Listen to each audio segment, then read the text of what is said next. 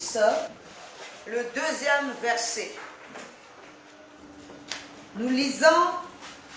Est-ce que quelqu'un peut nous faire cette lecture? Si vous avez quelqu'un qui est à la page, peut nous faire la première lecture.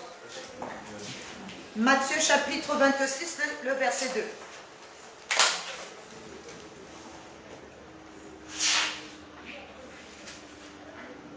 Je lis au nom de Jésus. Nous rendons grâce à Dieu. Matthieu chapitre 26, le verset 2.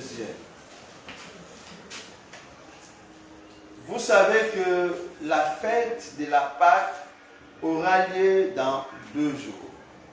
C'est alors que le Fils de l'homme sera livré pour être crucifié. J'ai dit ça? Juste crucifié, c'est bon. Ouais. Merci beaucoup. Je vais relire cette parole pour une bonne compréhension. Nous lisons donc dans le livre de Matthieu, chapitre 26, le verset 2. Nous lisons au nom de notre Seigneur Jésus-Christ. Nous rendons grâce à Dieu. Vous savez que la Pâque a lieu dans 2 jours et que le Fils de l'homme sera livré pour être crucifié. Alléluia. Nous pouvons nous asseoir, s'il vous plaît.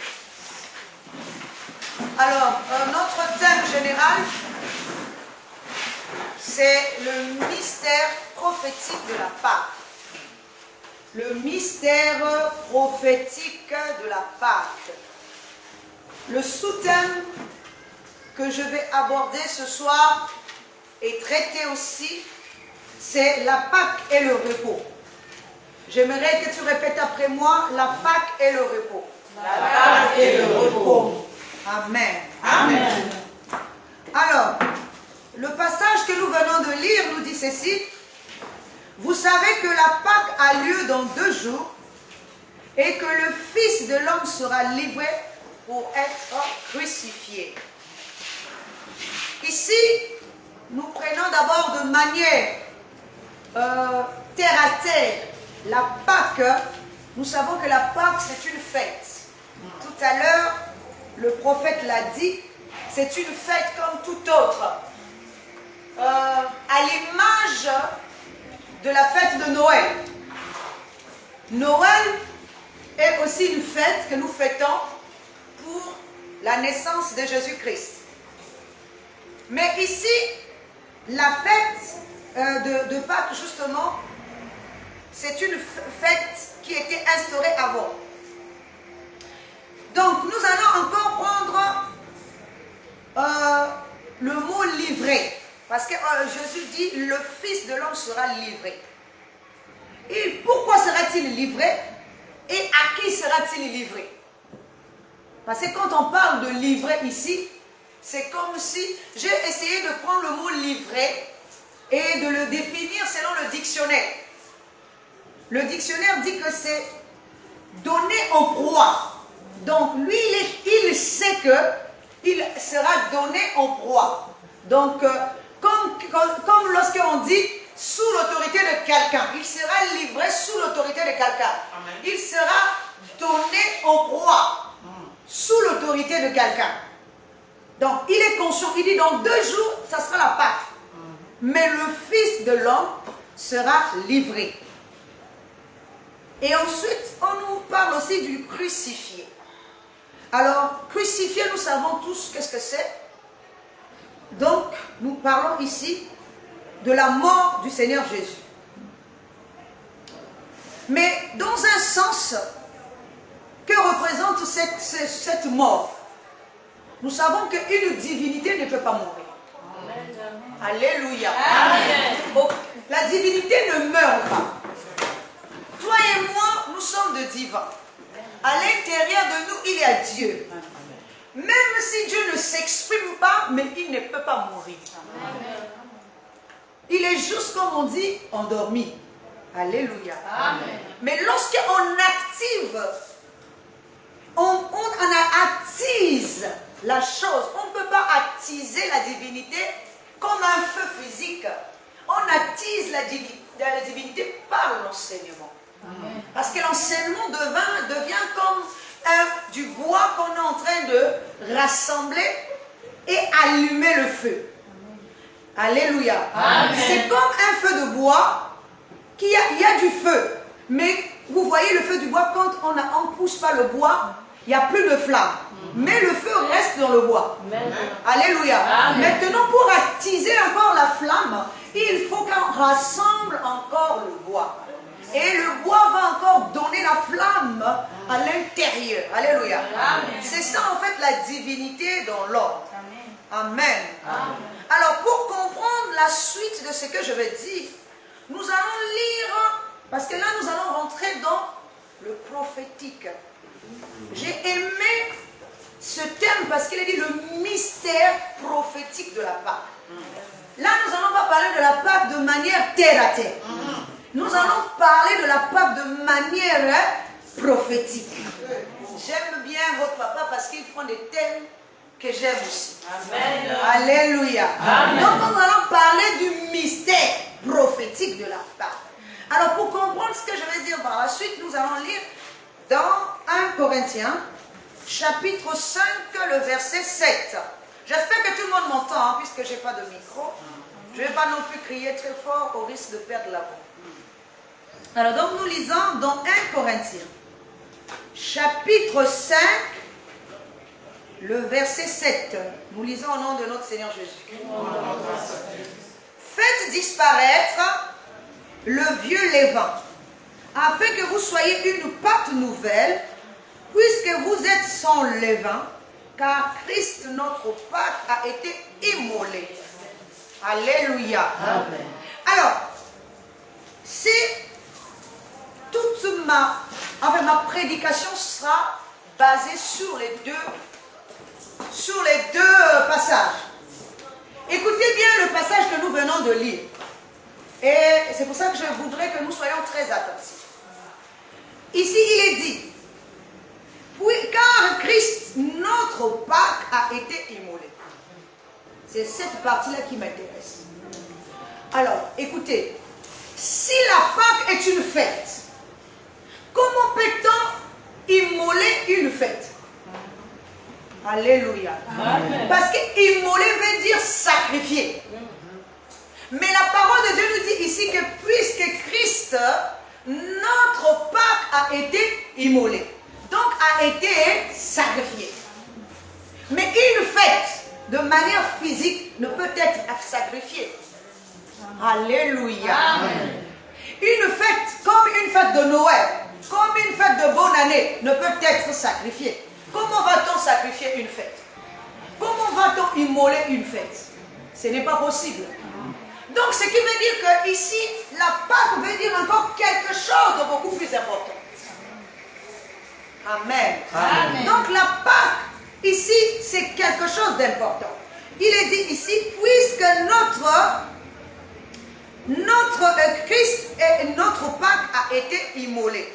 Donc, ici, on ne parle pas d'une fête physique, mais on est en train de parler de quelque chose d'important qui est représenté par le Christ.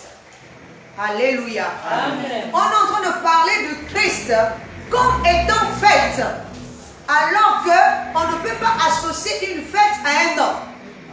Amen. Amen. On ne peut pas associer une fête à un homme. Est-ce que nous sommes en train de comprendre? Amen. Mais or, ici, ça veut dire quelque chose, comme je dis, d'important.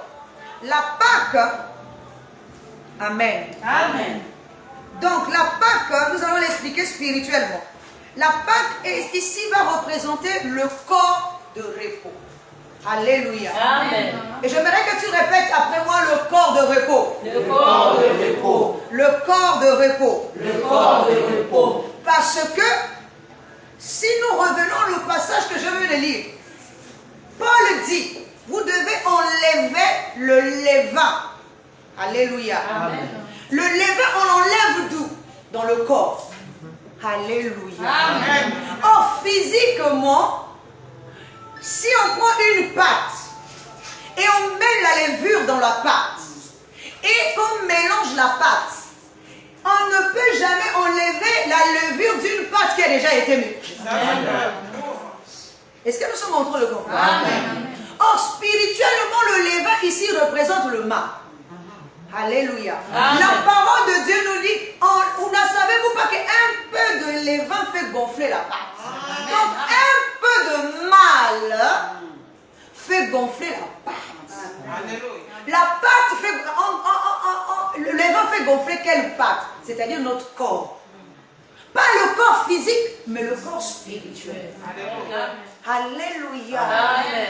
Parce que lorsque tu es dans le mal, lorsque tu consommes le mal, c'est comme si tu es en train de consommer un pain avec du levain. Et le levain là va faire grandir ton corps spirituel. Et tu deviens grand spirituellement, alors que celui qui est humble spirituellement, c'est celui qui est fils de Dieu. Amen.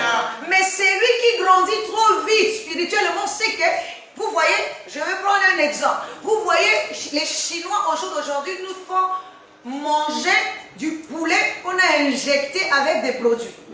Pour que le produit gonfle, et plutôt le poulet gonfle et ça donne un poids. Mais en réalité, si on enlève ce produit-là, le poulet là a un petit poids. Alléluia. Est-ce que nous sommes en train de comprendre? Amen. Donc il y a quelque chose en nous, spirituellement, qui nous donne un poids qui ne convient pas. Alléluia. Amen. Un poids qui ne convient pas. Ce n'est pas ton poids spirituel. Ce n'est pas ta taille spirituelle. Mais à cause de ce qu'on vient d'ajouter là, tu deviens gros, tu deviens grand, mais ce n'est pas ton bon poids. Cela va t'empêcher de grandir spirituellement correctement, de mûrir comme il faut. Alléluia. Amen. Amen. Amen. Acclame encore le Seigneur très très fort.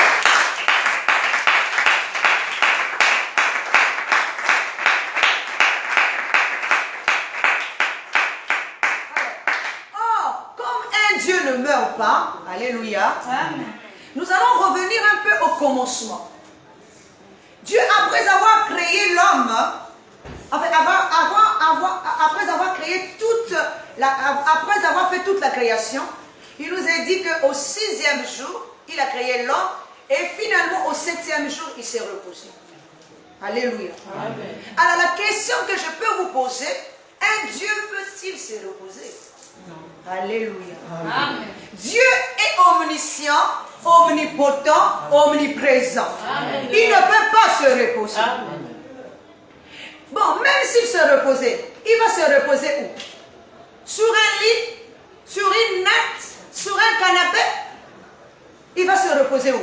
Alléluia. Amen. Alors que la parole de Dieu nous dit que Dieu ne sommeille ni ne dort. Amen.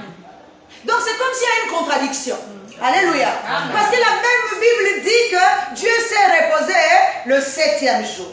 Mais la même Bible nous dit encore que Dieu ne sommeille ni ne dort. Mais comment va-t-il se reposer s'il ne dort pas et s'il ne sommeille pas?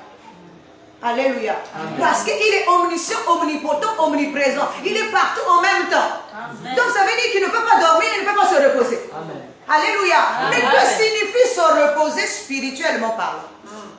Alléluia. Amen. Parce que la Bible ne peut pas employer de mots s'il n'y a pas d'explication à cela.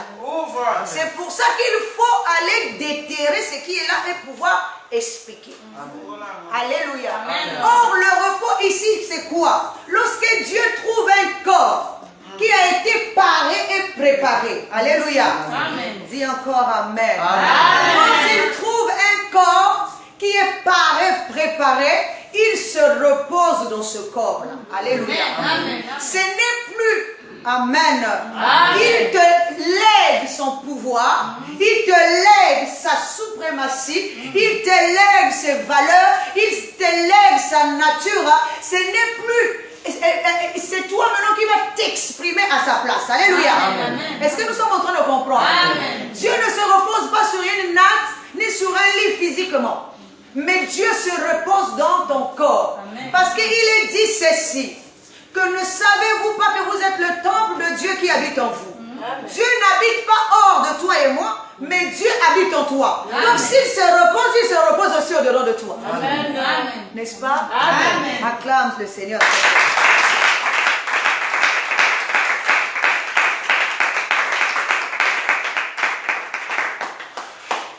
Alors, il y a une question que je voudrais aussi me poser. Comme j'ai déjà posé la question, où peut-il se reposer? verset. Jésus dit ceci. Les renards ont des tanières. Les oiseaux du ciel ont des nids. Mais le Fils de l'homme n'a pas un lieu où reposer sa tête. Est-ce qu'on peut nous dire que Jésus, si c'est de manière physique, n'avait-il pas un lieu où il pouvait poser sa tête? On dort même sur une natte. On dort sur un lit. Vous n'allez pas me dire que si c'est physique, donc tout le parcours de Jésus, Jésus n'a pas dormi. Alléluia. Amen. Mais Jésus dit, les renards ont des tanières. Alléluia. Amen. Ça, vous pourrez lire dans Luc 9, 58. Les renards ont des tanières. Les oiseaux du ciel ont des nids. Mais le Fils de l'homme n'a pas un lieu où reposer sa tête. C'est comme pour dire qu'il n'a pas de maison. Alléluia. Amen. Donc vous voulez dire que Jésus n'a pas eu de maison. Qui est roi de rois, seigneur de seigneurs. Alléluia. Amen. Amen. Amen. Donc ce qu'il essaie de dire, c'est que jusqu'à présent, il est en train de chercher un lieu. Le lieu ici, ce n'est pas un lieu physique. Le lieu ici, c'est toi et moi. Alléluia. Amen. Le lieu de repos. Comme il ne trouve pas de repos en toi et moi, pourquoi? Parce que nous sommes de mauvaises épouses. Il est dit dans la parole de Dieu, vaut mieux habiter à l'angle d'un toit que de partager sa maison avec une femme querelleuse. Amen. Amen. Une femme ici, c'est quoi? C'est notre conscience. Nous sommes toujours en train de demander ce qui va passer. Nous sommes toujours en train de ne pas laisser Dieu dans le repos. Parce que c'est lui qui est dans le repos. Je vous dis sincèrement, on connaît déjà qui il est. Amen. Il sait déjà que j'ai tout. Amen. Dis encore Amen. Amen. Encourage-moi, je vais avancer. Amen. Est-ce que vous croyez que Jésus, qui savait qui il était, avait-il besoin de paniquer? Non. Alléluia. Amen. Jésus, quand il s'approchait même quelque part, c'était le démon qui paniquait pour lui. Lui n'avait même pas besoin de paniquer. Alléluia. Amen. Quand il trouvait le malade, c'est la maladie qui paniquait même. Alléluia. Amen. Ce n'était même pas lui parce qu'il connaît ce qu'il est. Amen. Il n'a même pas besoin de paniquer. Amen. Il nous a dit que la légende, lorsqu'elle voit Jésus s'approcher, elle se panique. Elle dit, qu'a-t-il entre toi et moi? Parce que Jésus n'avait pas besoin de se paniquer. Amen. Parce qu'il connaissait qui il était. Amen. Alléluia. Amen. Alors, lorsque nous savons qui nous sommes, qui habite en nous? Alléluia. Amen. Qui habite en nous? Quel est le pouvoir qu'il nous a donné? Parce que Paul dit, ce n'est plus moi qui vis, mais c'est le Christ qui vit en moi. Amen. Mais à quel moment Paul dit ça? Parce que Paul ne courait pas après les choses du monde. Mais Paul courait après la perfection. Amen. Paul ne voulait pas avoir dans son corps un peu de levain qui va faire monter la pâte. Amen. Paul courait vers la perfection. Il savait que lorsque je serai dans la perfection, je serai un corps de repos. Ce n'est plus moi qui va vivre, mais ce n'est pas moi qui vivra, mais c'est le Christ qui vivra. Amen. Alléluia. Amen. Or, nous cherchons tout ce qui est extérieur. Nous paniquons pour ce qui est extérieur. Alors que nous ne voulons pas chercher ce qui est intérieur. Ce qui va demeurer. Parce que la parole de Dieu nous dit, travailler non pour une nourriture qui va périr, mais travailler pour une nourriture qui va subsister. Mais quelle nourriture va subsister dans le monde si c'est physique? Ça, c'est quelle nourriture? Même si nous pouvons préparer du sakasaka aujourd'hui, le sakasaka va pourrir si on le laisse dehors même dans 2 jours. Dans un an, le sakasaka, on ne pourra plus même le manger. Alléluia. Amen. Mais la parole de Dieu nous dit travailler non pour une nourriture qui périt, mais travailler pour celle qui subsiste.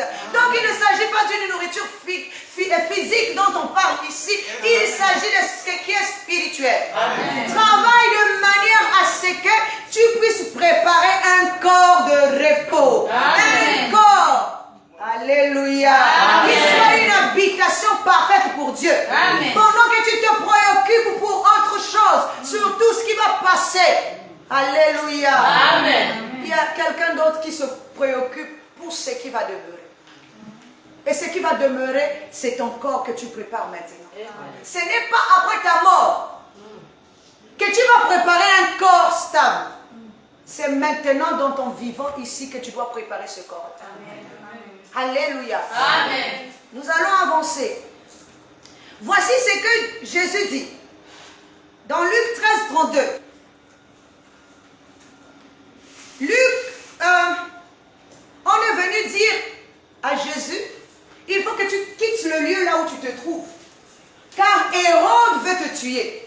Dans le 31e verset. Alors Jésus va répondre. Donc ce passage là où nous sommes, il dit, il leur dit, allez et dites à ce renard, voici je chasse les démons et je fais des guérisons aujourd'hui et demain et le 3e jour j'aurai fini. Alléluia. Amen. Alors si Jésus traite Hérode de renard, puisque tout à l'heure Jésus a dit, alléluia. Dis-moi encore amen. Parce que tout à l'heure Jésus a dit les renards ont des tanières. Les oiseaux du ciel ont des nids. Mais le Fils de l'homme n'a pas un lieu pour trouver sa tête. Poser sa tête. Mais ici il dit, allez dire à ce renard que je chasse les démons. Alléluia. Je guéris les malades aujourd'hui, demain et après-demain j'aurai fini. Pourquoi? Parce qu'il est en train de chercher un lieu de repos. Parce que c'est dans le lieu de repos qu'il faut qu'il guérisse. Amen. Si le lieu de repos est guéri, alléluia, le renard là n'aura plus de place. Le renard là ne sera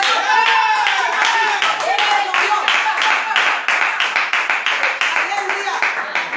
Le renard n'aura plus d'endroit où poser sa tête. Amen. C'est pour ça qu'il dit, allez lui dire, je chasse les démons. Il chasse les démons où? Dans l'homme.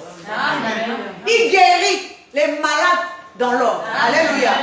Dis encore amen. Il chasse les démons dans l'homme. Il guérit les malades dans l'homme. Et il le fait aujourd'hui, demain et après-demain. Ce qui veut dire dans toutes les dimensions de l'homme. Dans le corps, dans l'âme et dans l'esprit.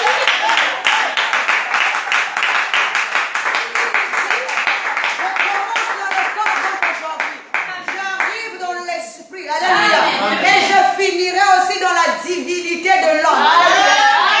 Quand j'aurai fini, il n'aura plus sa place dans l'homme. Alléluia. Donc il lui dit, allez lui dire, je suis en train de faire un travail. Il cherche à me tuer, il n'a pas peur. Alléluia. Écoutez bien, on lui dit que Hérode est en train de chercher à te tuer. Il ne dit pas je me panique. Alléluia. Dis encore amen. Alors je vais maintenant t'expliquer encore quelque chose. Quand Jésus est enfant, quand on vient annoncer à sa mère que Hérode veut tuer son enfant, les parents prennent l'enfant, ils disparaissent avec l'enfant. Mais cette fois-ci, on vient dire à Jésus, qui n'est plus un enfant, qui est maintenant mature, qui connaît qui il est, qui sait qu'est-ce qu'il incarne, il sait celui qu'il incarne. Alléluia. Il dit, il ne craint plus, il ne court pas, il ne fuit pas, mais il reste à sa place. Et il lui dit, allez lui dire. S'il lui dit, allez lui dire ce qu'il sait à l'endroit où il se trouve, il ne viendra pas. Dis encore amen. Parce que s'il sait que Hérode va venir, même s'il vient, il ne fera rien. Parce qu'il sait que la maison de l'homme n'appartient pas à Hérode. Mais le corps de l'homme appartient à Dieu seulement. C'est pour ça qu'il est dit que lorsque Jésus rentre dans le temple de Jérusalem, il a commencé à chasser les commerçants et les marchands qui étaient là. Alléluia. Parce que il a dit, ma maison sera appelée maison de prière.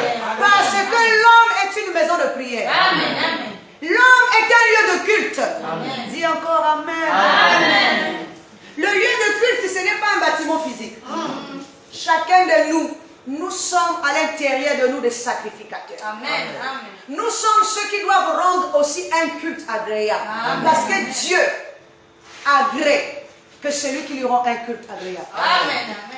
Même si tu peux venir à l'église physique, tu fais semblant. Mais Dieu à l'intérieur, c'est quand tu fais semblant et quand tu ne le fais pas. Est-ce que nous sommes en train de comprendre? Si tu lui rends aussi un culte agréable, il le sait. Là-dedans, dans l'intérieur de ton cœur, là, il n'y a personne qui vient guetter. Moi, en tant que pasteur, tu peux vouloir faire plaisir. Amen. Tu peux vouloir même m'élever. Tu peux faire ce que tu veux. Mais à l'intérieur de toi, là, seulement Jésus connaît. Si ce que tu dis et ce que tu fais là est vérité.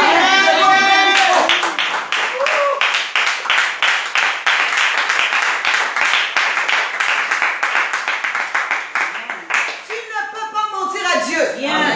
Parce qu'au-dedans de toi, tu es un temple. Un temple pour rendre un culte agréable à Dieu. Et c'est toi-même qui es ton sacrificateur. Alléluia. Amen. Oui. Donc nous voyons que Jésus dit que lui il n'a pas de repos. Mais il n'aura pas de repos tant que la maison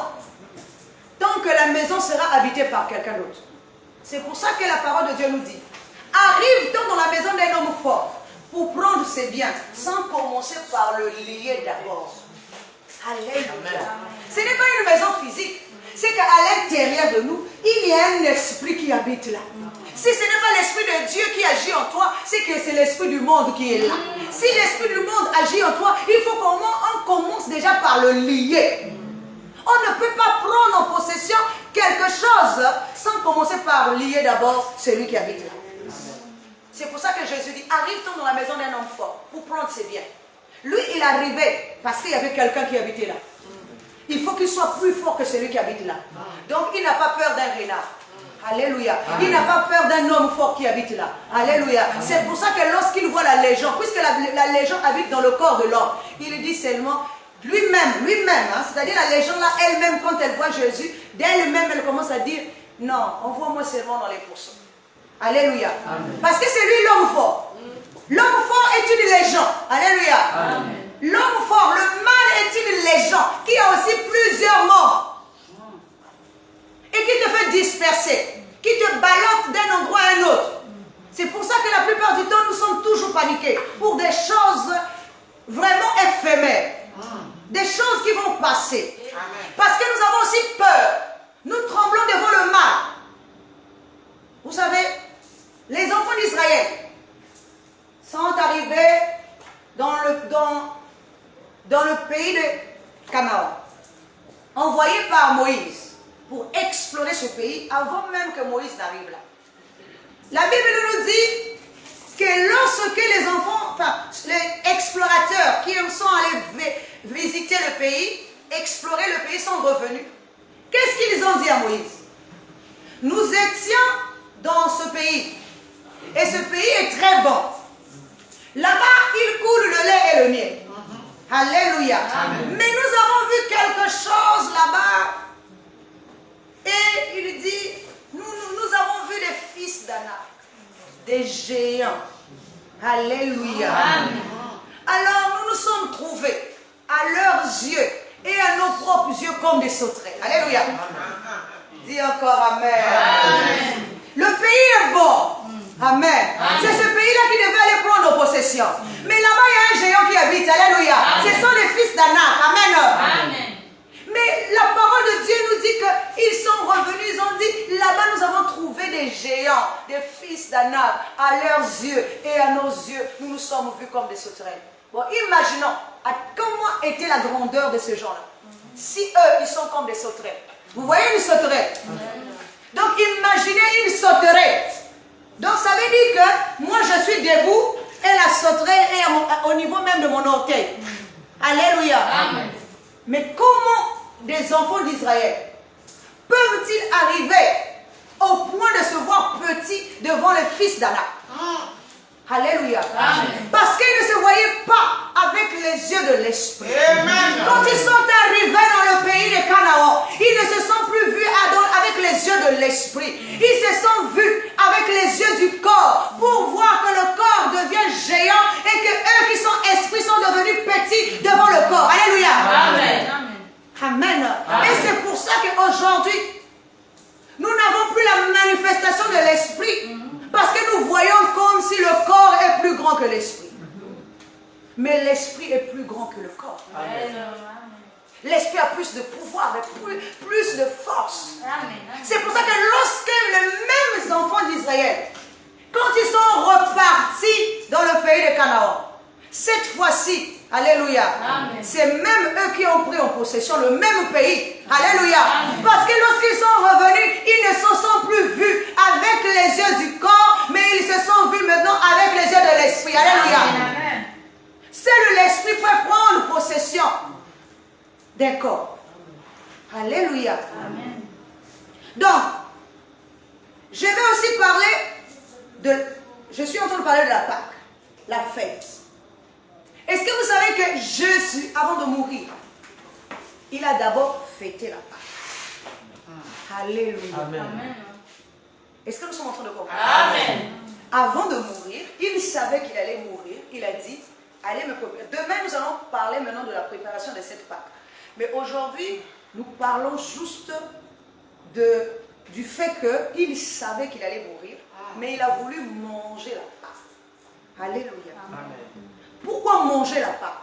Ça devient une préparation. Parce qu'avant que l'esprit ne prenne possession d'un corps, il faut qu'on prépare d'abord le corps là. Amen. Amen. Il ne peut pas prendre possession d'un corps si le corps n'est pas préparé. Alléluia. C'est comme lorsque nous avons dit tout à l'heure que Dieu s'est reposé. Pour se reposer, il a fallu d'abord qu'il trouve un corps. Amen. C'est pour ça que lorsqu'après avoir formé Adam, il est dit que l'esprit est descendu du ciel pour venir habiter dans Adam. Alléluia. C'est dans Adam qu'il a trouvé le repos. Alléluia. Amen. Mais même le repos du premier homme n'est pas le dernier repos. Parce que c'est le 8e jour qui sera le dernier repos de Dieu. Alléluia. Parce que le premier homme n'a pas su garder Dieu. Alléluia. Puisqu'il a troqué sa divinité contre ce qui est éphémère. On lui a donné toute la possibilité d'incarner Dieu, de gouverner à la place de Dieu, mais il a troqué sa divinité contre ce qui est éphémère. Et c'est pour ça qu'il est sorti du jardin. Et au jour d'aujourd'hui, nous sommes toujours dans cette même image. Or, nous devons revenir dans l'image de Dieu. Amen. Amen. Dieu, après avoir formé l'homme le 6e jour, il a placé son esprit dans l'homme, il a trouvé le repos, il a préparé le repos. Ça se prépare. C'est comme lorsque Jésus envoie les disciples. Il dit, allez-y chez un tel, dites-lui que le Seigneur veut fêter. Alléluia. C'est comme, et cet tel-là connaissait le lieu. Amen. Amen. Le lieu ici, c'est toujours toi et moi. Amen. Amen. La fête ici, c'est toujours toi et moi. Amen. Puisque Jésus lui-même, il est la fête. Jésus lui-même, il est l'agneau qu'on doit immoler. Amen. Jésus lui-même, il est le sacrificateur. Amen. Ce n'est pas quelqu'un qui l'a sacrifié, mais c'est lui-même qui s'est sacrifié. Est-ce que nous sommes en train de comprendre? Amen. Ce n'est pas quelqu'un qui l'a sacrifié, mais c'est lui-même qui s'est sacrifié. Amen. Donc il est lui-même le sacrificateur. Amen. Il est lui-même l'agneau qu'on pose. Il est lui-même aussi comme l'autel, là où on va poser le sacrifice. Amen. Il est aussi la fête. Il est la Pâque, il est tout. Alléluia. Amen. Amen. C'est pour ça, toi et moi, nous devons porter cette image. Amen. De devenir la fête. Alléluia. Amen. De devenir l'agneau. De devenir le sacrificateur. De devenir aussi l'autel là où on va poser le sacrifice. Alléluia. Amen. Et le Dieu qui est au-dedans de nous va agréer. Amen. Amen. S'il n'agrée pas, c'est que le sacrifice n'est pas un bon sacrifice. Amen. Mais là, on ne sacrifie pas de manière physique. Qu'est-ce qu'on sacrifie? Ici, on doit offrir son corps comme un corps paré et préparé. C'est pour ça que Dieu dit ceci. Donc, Ésaïe 62, premier verset. Pour l'amour de Sion, je ne me tairai point. Pour l'amour de Jérusalem, je n'aurai point de repos. Amen. Est-ce que nous sommes en train de comprendre? Jusqu'à ce que son salut paraisse comme l'aurore et sa délivrance comme le flambeau qui s'allume. Tant que tu es esclave du mal, Dieu ne se repose pas. Amen. C'est quand tu seras libéré que Dieu sera en fait dans le repos. Amen. C'est pour ça qu'il continue à travailler. Amen. Dis encore Amen. Amen. Est-ce que vous savez que toute personne qui enseigne est en train de préparer la Pâque? Amen. Dis encore Amen. Amen. Pendant que papa va prêcher ici, il prépare la Pâque. Amen. Parce que ton corps doit être une fête. Écoutez bien ce qu'il est écrit. Lorsque un pécheur lorsque nous ramenons un pécheur de la voie qu'il s'est égaré, il y a une fête. Alléluia. Amen. Mais cette fête-là, c'est quoi? Vous savez quoi? C'est la Pâque. Pourquoi? Parce qu'on vient de immoler. Alléluia. Amen. On a immolé un animal. Et l'animal qu'on a immolé ici, c'est l'animal qui habitait d'abord dans cet homme-là. On a enlevé un animal pour offrir le corps maintenant à Dieu, afin que Dieu vienne y habiter. Alléluia. Dieu de la gloire dans le ciel. Parce qu'il y a un homme qui s'est converti. Cet homme-là, il devient... Le vieux levain est parti. Le vieux levain est parti. Le vieux levain là, c'était l'animal qui était en lui. Et l'animal là, on est parti récupérer cet animal. Ce qui me fait penser à Ésaü. Alléluia. Avant que, alléluia, avant qu'il y ait un repos, il faut que l'animal qui est dans l'homme meure. Il faut qu'on envoie le fils aller prendre du gibier, aller chasser le gibier.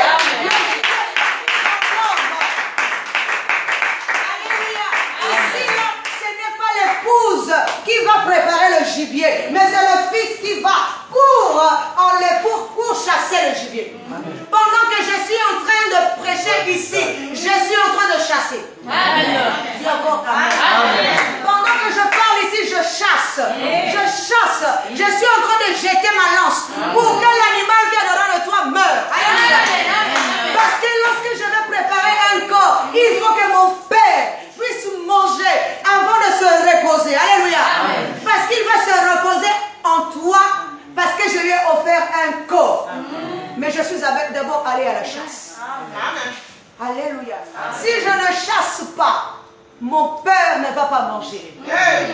Alléluia. Le manger ici, ce n'est pas un manger physique. Alléluia. Dieu ne mange pas ce qui est physique, mais Dieu mange le corps de l'homme. Il consomme le corps de l'homme. Parce qu'il est dit dans la parole de Dieu que quand il y avait le figuier, Dieu est venu avec l'exemple du figuier. Il a trouvé qu'il n'y avait pas de fruits dans le figuier. Il a dit, on va couper le figuier. Mais qu'est-ce que Jésus a fait? Jésus a dit, non, laisse-moi creuser tout autour. Je veux mettre du fumier et je vais mettre de l'eau. L'année prochaine, tu verras qu'il y aura des fruits. Alléluia. Amen. Mais les fruits ici, Dieu ne mange pas la banane, la mangue et toutes ces choses-là. Dieu mange les fruits de l'homme. Alléluia. Amen. Donc quand Jésus dit, laisse-moi creuser tout autour, je vais mettre du fumier. C'est pour mettre encore une nouvelle des vertus. Alléluia. Amen. Dis encore amen. Amen. Bon, écoutez, prenons toujours cet exemple. Il est dit que Jésus va mettre de l'eau. L'eau ici représente la connaissance. Il faut que tu aies de la connaissance. Amen. Amen. Mais sachez-le, tu ne peux pas aussi grandir s'il n'y a pas du fumier. Amen. Le fumier, c'est la saleté. Et la saleté ici, c'est le mal qui te persécute. Amen. Pour que tu grandisses dans la vie, pour que tu produises des fruits, il faut que tu aies l'oppression. Yes. Il faut que tu traverses les épreuves. Il faut que tu aies des combats.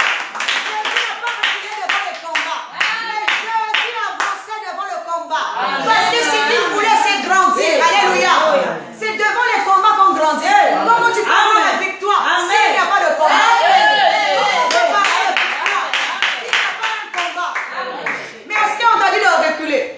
Beaucoup de gens reculent devant les combats au lieu d'avancer. Alléluia. Nous reculons devant les combats. Nous avons peur. Écoutez, Jésus a dit, vous êtes dans le monde, mais vous n'êtes pas du monde. Si vous êtes dans le monde, il dit, vous êtes le sel de la terre. Si vous êtes le sel de la terre, c'est vous qui allez donner la saveur à la terre. Amen. Mais est-ce que la terre va encore avoir, plutôt le sel va encore avoir peur de la terre? Non, parce que je suis le sel, je suis là pour donner la saveur à la terre.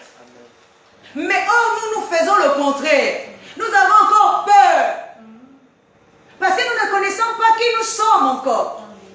Nous n'avons pas encore réalisé la force que nous avons.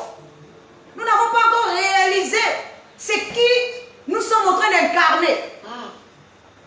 J'aime bien Paul qui dit, ce n'est plus moi qui vis, mais c'est le Christ qui vit en moi. Parce qu'il vient de réaliser que ce n'est plus lui qui vit, mais c'est le Christ qui vit en lui. Amen. Alléluia. Tu es une part. Amen. Est-ce que vous savez aussi que Dieu se repose qu'au sein de l'épouse? Dieu ne se repose pas au sein de n'importe qui. Ici, quand je parle de l'épouse, ici, ça veut dire une conscience pure et sainte. Amen. Pas une conscience qui est égarée. Pas une conscience qui fait n'importe quoi. Souvent, je dis ceci, même à l'église, chez nous là-bas, il y a certaines personnes, même quand elles ont fait n'importe quoi, leur conscience ne leur reproche rien. Amen. Amen. Tu vas chez toi, tu dors tranquillement. Même ta conscience ne te reproche pas. Amen. Mais la conscience d'une personne qui est vivante doit reprocher la personne que ce que tu as fait là n'est pas juste. Va demander pardon. Ne recommence plus. Tu vas te torturer. Ça, c'est une conscience vivante. Amen. Mais quand une conscience ne te reproche pas, demain tu recommences. Après tu recommences. Malgré qu'on te parle, tu recommences. Tu recommences. C'est que ta conscience là n'est pas une conscience vivante. C'est une conscience morte qui s'en fout de tout. Mais Dieu ne fait pas remarquer une conscience comme ça. Dieu remarque une conscience vivante. Dieu remarque une conscience vivante qui écoute, qui change, qui devient une épouse. Parce que Dieu ne communique pas avec le corps directement, il communique d'abord avec la conscience. Mais si la conscience n'est pas pure, tu vas rester 100 ans à l'église, il n'y aura pas de changement. Tu vas accuser les parents, tu vas accuser le pasteur, tu accuseras même ton mari à la maison ou ta femme à la maison, mais c'est ta conscience là, celle qui accuse là, c'est une mauvaise conscience. Amen. Parce que tu vois avec les yeux du mal. Amen. Celui qui voit avec les yeux de l'amour n'accuse pas Amen. comme ça. Amen. Alléluia. Amen. Parce que Jésus dit, ce n'est pas moi qui vous accuse, c'est Satan qui vous accuse. Il dit encore quelque part, ce n'est pas moi qui vous accuse, mais c'est Moïse. Parce qu'il ne voit pas avec les yeux du mal. Il ne voit que l'amour. Alléluia. Même quand les disciples vont lui dire, Seigneur, veux-tu que nous puissions commander du feu pour ces gens qui sont en train de nous persécuter? Mais comme il ne voit pas avec les yeux du mal, il ne voit qu'avec les yeux du bien, il lui dit, est-ce que je suis venu dans le monde pour le juste? Amen. Je suis venu dans le monde pour le juste. Est-ce que la pluie s'élève-t-elle que sur le juste? Alléluia. Regardez la dimension de l'amour. Or, si nous voyons dans l'Ancien Testament, tous les autres prophètes qui sont venus, la plupart ont tué. Dis encore Amen. Je vais citer quelques-uns. Prenons l'exemple de Moïse. La Bible nous dit que quand Corée et ses fils ont péché, Moïse les envoyait dans la terre. Avec leurs maisons, leurs biens, tout est rentré. La terre s'est ouverte et il les envoyait tous dans la terre. Ils sont rentrés dans la terre vivant. Alléluia.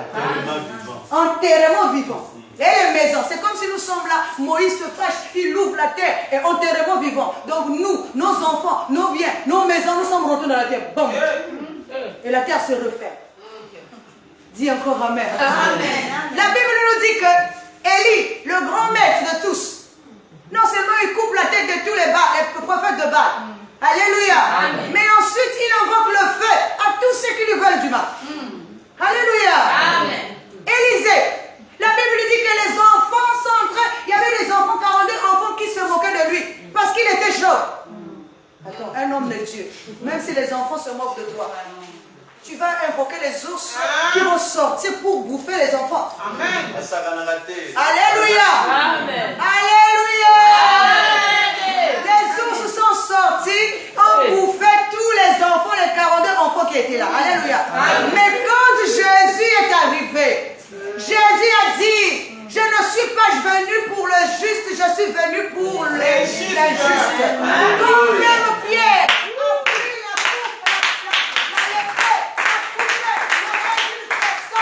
la Bible dit que Jésus a pris l'oreille. Jésus a ramené l'oreille. Alléluia. Alléluia. C'est tout ce qu'il pouvait dire. Tous ceux qui sont venus avant moi ont été des voleurs,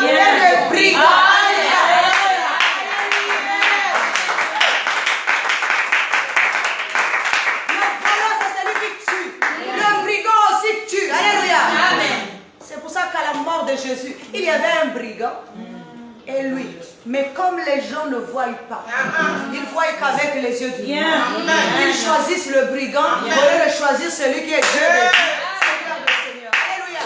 Ils ont choisi le mauvais enseignement au lieu de choisir le bon enseignement. Parce que le mauvais enseignement, c'est celui qui tue, c'est celui qui égorge. Alléluia. C'est celui qui détruit. Il y avait Barnabas et il y avait Jésus. Amen. Mais les gens ont préféré choisir Barnabas.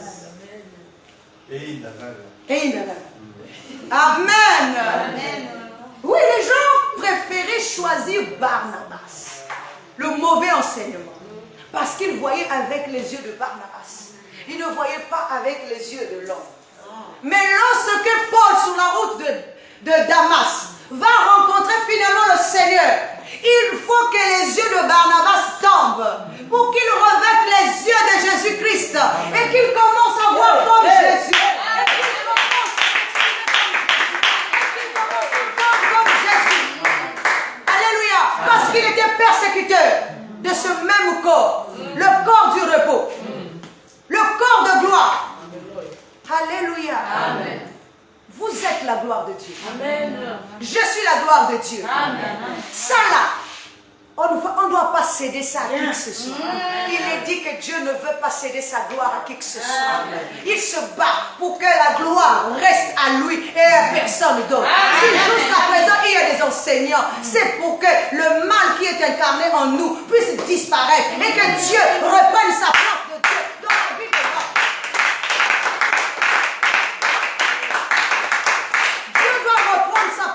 Dieu dans la vie de l'homme.